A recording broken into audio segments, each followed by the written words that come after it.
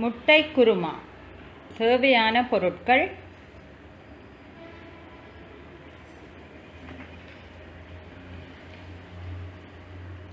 அவித்து வெட்டிய முட்டை, வெங்காயம், தக்காளி, தேங்காய் பாலாக எடுக்காமல் தேங்காயை வெட்டி கிரைண்டரில் அரைத்தெடுத்து கொள்ளவும், செத்தல் மிளகாய், உப்பு, கருவாப்பட்டை தூள், ஏலக்காய், கிராம்பு, எண்ணெய். செய்முறை: பாத்திரத்தை நன்கு சூடாக்கி எண்ணெயை சேர்த்து வெங்காயத்தை சேர்த்து வதக்கிக்கலாம்.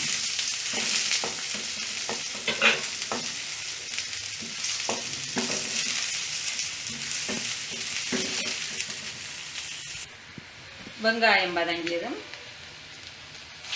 தக்காளி பழத்தை சேர்த்து அதனையும் வதக்கிக் கொள்ளவும்.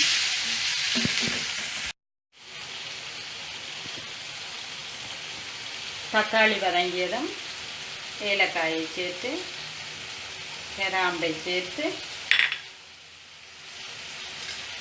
கருவாப்பட்டை தூளையும் சேர்த்து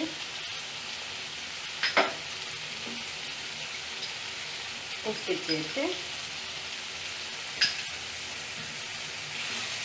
கிளறி கொள்ளவும்.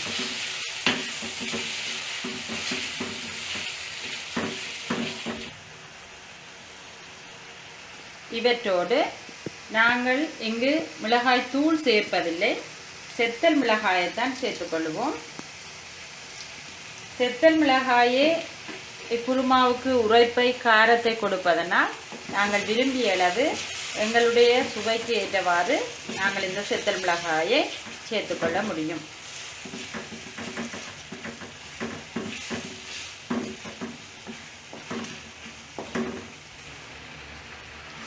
இவ்வாறு எல்லாம் வதங்கியதும் அரைத்து வைத்திருக்கும் தேங்காய் கலவையை சேர்த்துக்கொள்வோம்.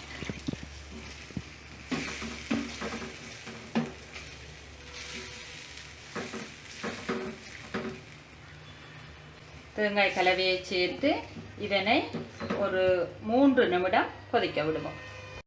இவ்வாறு கொதித்து வரும்போது அவித்து பாதியாக வெட்டி வைத்திருக்கும் முட்டைகளை ஒவ்வொன்றாக சேர்த்துக்கொள்வோம்.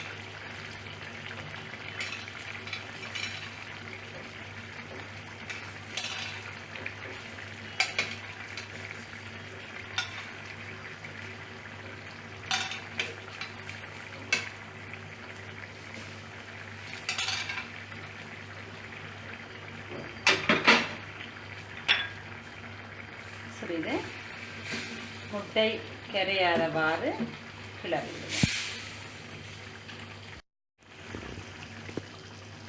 இவ்வாறு கிளறி 5 நிமிடம் கொதிக்க விடவும். இவ்வாறு 5 நிமிடம் கொதித்த பின்னர் இறக்கிக் கொள்வோம்.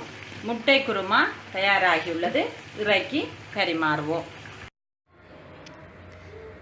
முட்டை குருமா தயார்.